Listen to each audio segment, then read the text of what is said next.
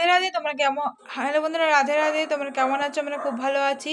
তো দেখতে পাচ্ছ আমার গোপসোনারা এখন বসে রয়েছে। এখন বাজে তোমার 5টা 15, সন্ধ্যা দেবো। তার আগে দেখো জন্মাষ্টমী আজকে প্রথম দিনে সন্ধ্যেবেলায় কীভাবে পুজো দিই এবং কী কী গিফট পেয়েছে এটাই তোমাদের শেয়ার করবো। দেখো আজকে কারেন্ট ছিল না যখন পুজো দিচ্ছিলো, তো কারেন্ট আসার পর কী সুন্দর লাগছে দেখেছো।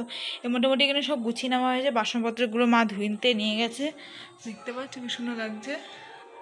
এখানে একটা বেলুন ফেটে গেছে, সুন্দর করে বার্থডে সেলিব্রেট করা হবে।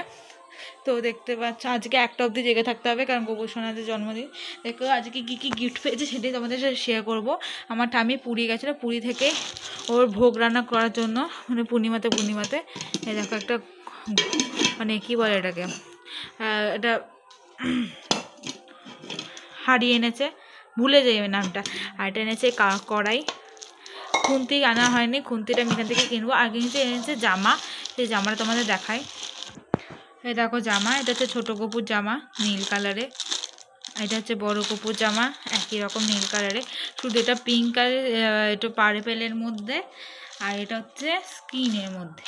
এটা হচ্ছে রাধারানীর জামা, মানে আমার মিষ্টি মায়ের, পিঙ্ক আর গ্রিন আর ইয়েলোর মধ্যে দিয়ে, গোল্ডেন আর একটু সিলভার দিয়ে। আচ্ছা, আর আমার পিপির জন্য, পিপির গোপালের জন্য এনেছে, যেটা দিয়ে দিয়েছি আমি সকালবেলায়।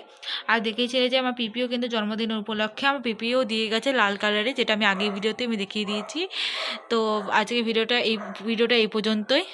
তো ভিডিওটা ভালো লাগলে লাইক কমেন্ট শেয়ার করতে ভুলো না। এখনও তো আমি গোপুসোনাদের একটু নুকুল দানা জল দিয়ে খেতে দিয়ে দেবো, আর একটু ধূপকাঠি আর প্রদীপ জ্বালিয়ে আরতি করে দেবো।